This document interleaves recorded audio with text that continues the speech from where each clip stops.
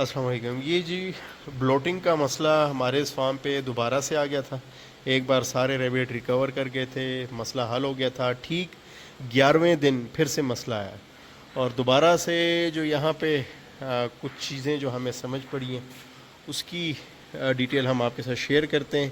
ایک تو ہم نے ریکوری میں جو ہے کاوا, یہ قدرتی چیزیں جس میں غلام رسول کیا کیا چیزیں ڈالی تھیں اس میں ایک ڈالی تھی اجوائن, ایک سونف, ادرک جی اور پودینہ اور ہاں دارچینی بھی تھا.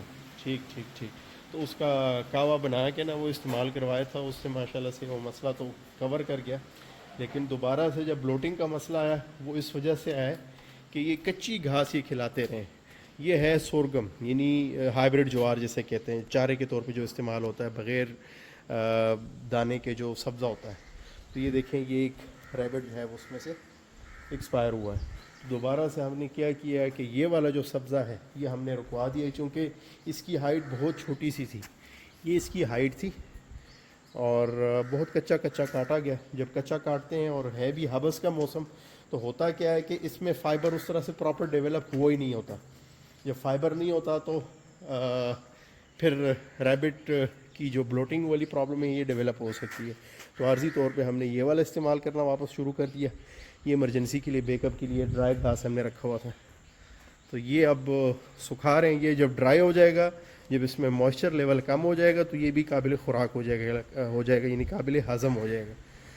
ابھی عارضی طور پہ ہم نے جو میڈیسنز دی ہیں اور یہ جو خشک گھاس استعمال کروا رہے ہیں, تو اس کے ساتھ ماشاءاللہ سے وہ پرابلم جو ہے وہ مکمل طور سے کنٹرول میں آ گئی ہے.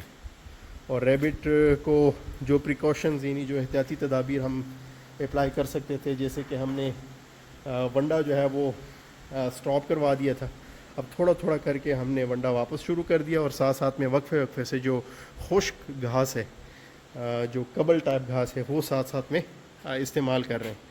تو ماشاءاللہ سے واپس جو ہے یہ آج دوسرا دن ہے, یعنی آلموسٹ 30 گھنٹے ہو گئے کہ ماشاءاللہ سے کوئی نیا کیس بلوٹنگ والا نہیں آیا, اور ریبٹ جو ہے وہ بالکل ہیلدی زبردست. اور یہ دیکھیں اپنی صفائی کر رہے ہیں. یہ دیکھیں جب بھی کوئی ریبٹ ہیلدی ہوگا تو اپنی صفائی کرتے رہیں گے اس طریقے سے. یہ خوراک مانگ رہے ہیں, یہ دیکھیں. تو امید ہے کہ اس سے آپ کو کچھ نہ کچھ اور مزید سیکھنے کو ملا ہوگا. ملتے ہیں انشاءاللہ پھر کسی نئی ویڈیو کے ساتھ. اللہ حافظ.